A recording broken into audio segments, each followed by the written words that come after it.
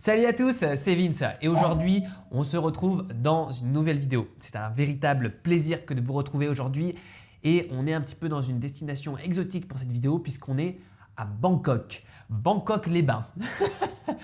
Comme vous pouvez voir derrière moi, un incroyable panoramique. On a vraiment des vues de ouf ici, c'est très sympa Bangkok. À cause de la diversité des immeubles qui y sont présents. C'est très sympa comme ville. Bref, revenons au sujet de la vidéo. C'est comment faire un portrait photo, comment réussir un portrait photo.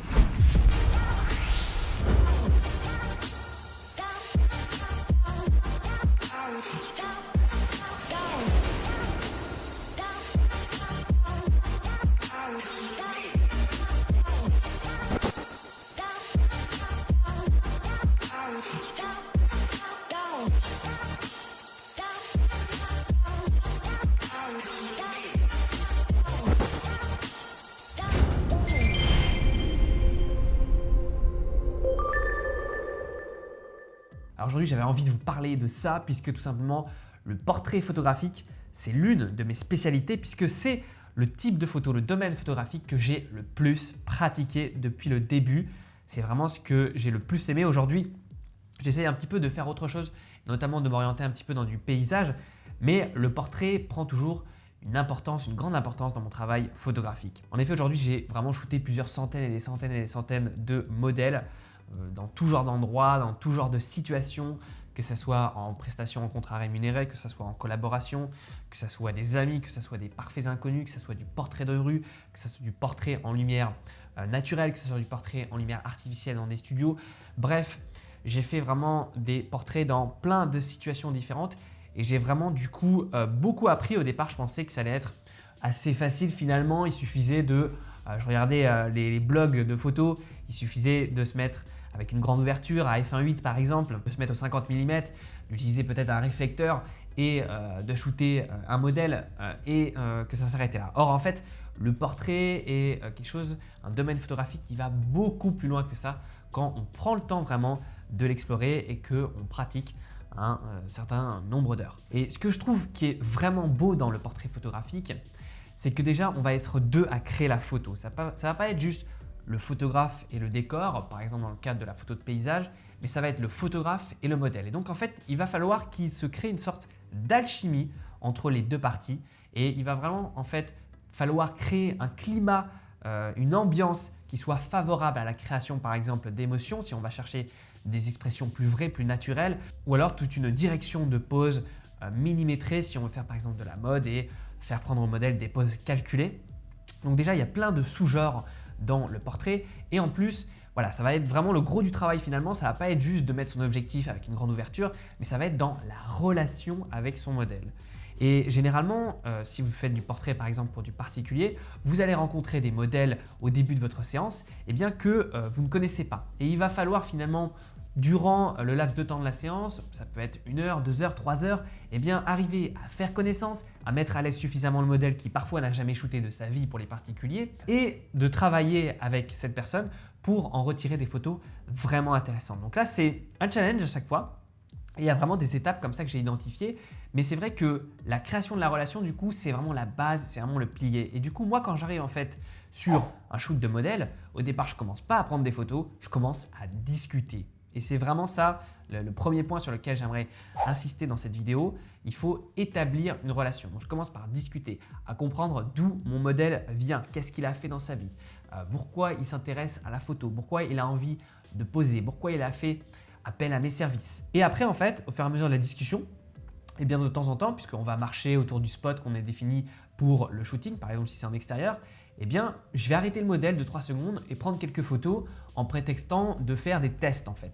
Des tests pour la lumière, etc. Alors même d'ailleurs ces tests peuvent être totalement vrais. Je vais comme ça voir un petit peu comment la lumière réagit, voir quel réglage d'exposition je vais faire. Comme ça tout de suite, une fois que j'ai fini de faire ces photos tests, réenchaîner sur la discussion et continuer le fil de la discussion avec mon modèle. Comme ça, ça va permettre en fait d'établir la relation et en même temps que le modèle s'habitue au déclencheur de l'appareil photo, s'habitue aussi à la présence même du boîtier physiquement. Et d'ailleurs, au départ, j'essaie de ne pas me mettre trop près avec mon énorme réflexe et mon énorme objectif 24-105 à côté du modèle. J'essaye de me mettre le plus loin possible et d'utiliser une longue focale pour vraiment ne pas trop rentrer dans l'espace personnel, dans l'espace intime de la personne. Et après, si je le souhaite, venir au 50, au 35, au 24, un peu plus tard dans le shooting, quand le modèle sera justement plus à l'aise. Donc là, c'est vraiment dans le cas où le modèle n'a jamais posé de sa vie. Dans le cas où le modèle a déjà une certaine expérience, il va avoir des préjugés sur la façon dont il doit poser, tirés tout simplement de ses expériences passées avec d'autres photographes. Donc il va falloir soit aller dans son sens parce qu'on aime bien la manière dont le modèle pose, soit par exemple si le modèle prend trop des poses fabriquées et que nous on cherche de l'expression, le déconditionner au fur et à mesure de la séance et le faire sortir en fait de sa zone de confort photographique et lui donner envie également de faire autre chose. Et ce que j'aime aussi avant tout dans le portrait photographique, c'est le fait de mettre en avant la beauté d'une personne à travers sa photogénie, à travers notre regard. Donc nous en tant que photographe, on a des outils tels que tout simplement la compression des perspectives avec le changement de focale, tels que la retouche, tels que la lumière, tel également que le make-up si vous êtes entouré d'une équipe artistique pour en fait capturer la personne sous son plus bel angle, sous son plus beau jour, avec la plus belle lumière pour en fait qu'elle obtienne une image vraiment assez esthétique d'elle-même et que son regard après change. Et quand j'ai commencé le portrait photo, je faisais ça avec des amis et qui avaient vraiment un style particulier, que ce soit gothique, que ce soit, je sais pas, qui était vraiment avec des habits, avec un visage marqué, avec des tatouages très prononcés, mais qui bizarrement en fait ne s'aimaient pas, n'aimaient pas leur image. Et en se voyant en fait en photo, au fur et à mesure, en se voyant sur mes photos la meilleure version d'eux-mêmes, ils se sont dit waouh, en fait finalement je suis pas si moche que ça. Ça a permis d'améliorer leur estime d'eux-mêmes.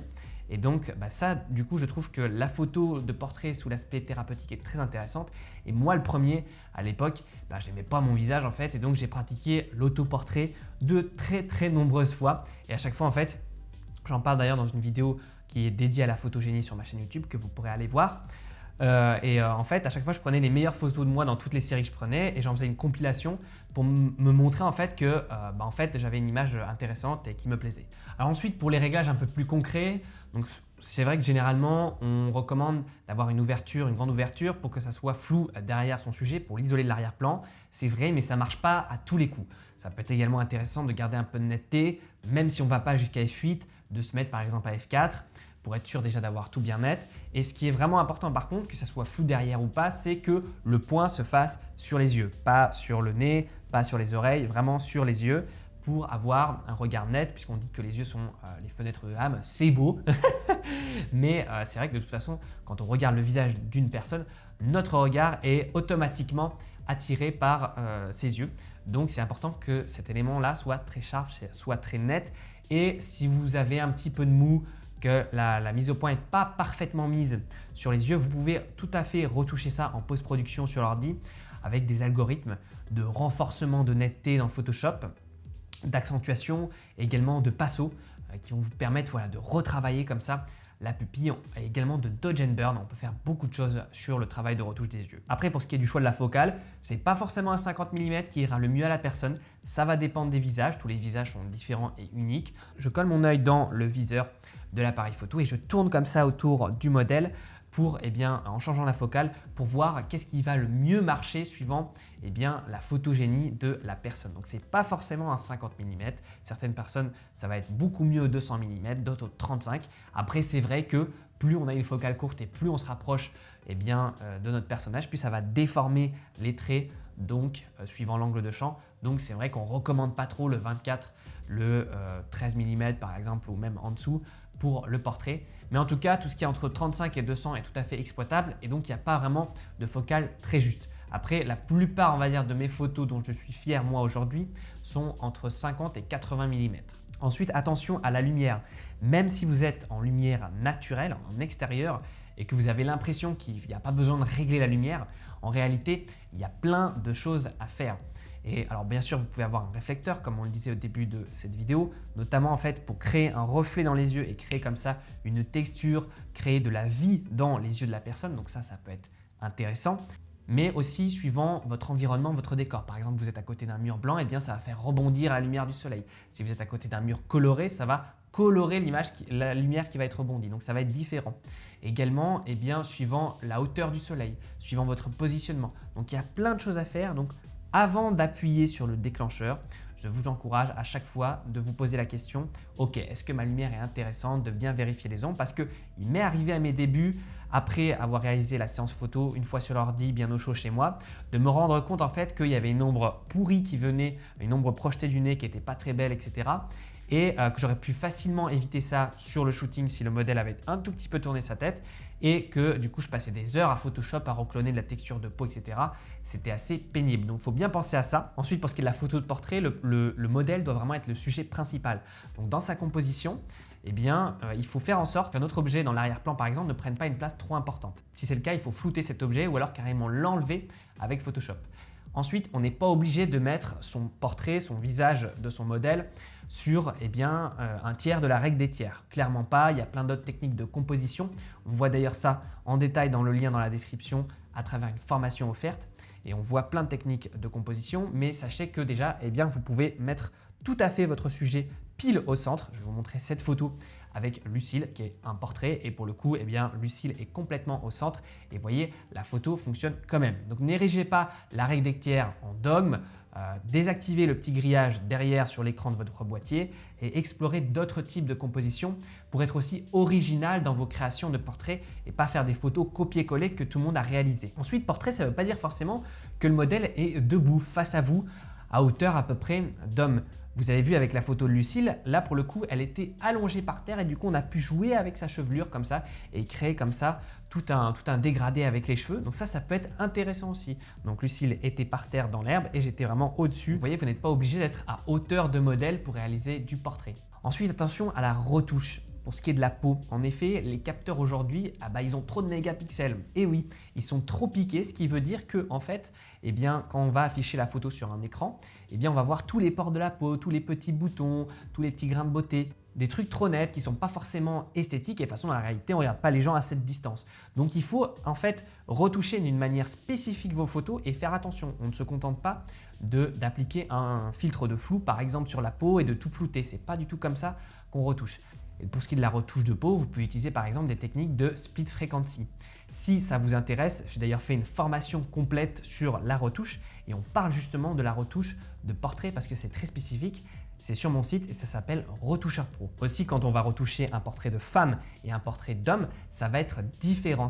On ne va pas retoucher de la même manière. Ça aussi, c'est important de le prendre en compte. Aussi, je vous recommande vivement d'essayer plusieurs variantes pour ce qui est de la retouche, des couleurs, des contrastes, des lumières sur vos photos. Donc, essayez une première variante de la retouche. Ok, vous êtes arrivé au bout, vous vous dites, bon là, il n'y a plus rien à faire sur cette photo. Créez une copie virtuelle, par exemple dans Lightroom, et essayez une version totalement différente. Cette fois-ci, pourquoi pas, là c'était une image en couleur, maintenant une image en noir et blanc, vachement contrastée. Essayez et voyez ce que ça donne. Et après, comme ça, vous pouvez comparer différentes variantes de retouche pour choisir après celle que vous préférez. Donc voilà pour ces quelques techniques et après en fait tout va se jouer également dans la relation que vous avez avec votre modèle et dans la manière de le diriger et aussi dans la confiance que vous avez. Si vous prenez une photo, que vous la regardez et que vous faites une tête un peu en mode « oh c'est chaud et tout », le modèle, surtout s'il n'a pas l'habitude et même d'ailleurs s'il a l'habitude, c'est jamais plaisant, il va être mal à l'aise. Il faut absolument éviter les blancs, le fait d'être mal à l'aise puisqu'après ça va perturber le reste du shooting. Il ne faut pas trop s'inquiéter d'ailleurs si au début de vos séances photos, les photos sont pas fous. Justement, vous ne connaissez pas encore assez bien le modèle, il n'y a pas encore un climat favorable à la création d'émotions et du coup au début c'est pas ouf et c'est normal et tous les photographes, peu importe leur niveau, souvent, généralement, au début de la séance photo, c'est pas dingue parce qu'on cherche chacun ses marques. Vous voyez par exemple cette photo que j'ai réalisée il y a maintenant très longtemps avec, je crois que c'était en 2014 avec Tiffen. Vous voyez cette photo, je l'ai sortie cette image après à la toute fin en fait du shooting. Donc voilà, on avait essayé plein de choses, plein de types de photos différentes, etc. Là, on arrive et tout. Le soleil descend, c'était en haut d'une falaise à Talmont sur Gironde, en Charente-Maritime. Et je me suis dit, allez, c'est parti, on prend 2-3 photos. Et donc, j'ai eu cette image qui est l'une de mes photos préférées aujourd'hui parce que voilà, il y a une vraie émotion, etc. Mais c'était à la fin vraiment du shoot et le modèle pour le coup était c'était vraiment décomplexé, c'était vraiment libéré par rapport au fait qu'il y a un appareil photo, par rapport qu'il y a des gens qui regardent autour, etc. Donc voilà pour cette vidéo. J'espère que ça vous aura intéressé, que ça vous aura plu, que ça vous aura appris des choses. J'ai également fait une formation qui s'appelle Réussir ses photos de portrait et de mode où c'est en fait un backstage complet au format vidéo que vous pourrez retrouver en ligne sur mon site. Je vous mets également le lien dans la description. Et puis sinon, si vous voulez retrouver les secrets de composition et bien d'autres choses, eh bien ça se passe également dans la description. Voilà, on arrive à la fin de cette vidéo et puis nous, on se retrouve très vite pour de nouvelles aventures. Salut à tous!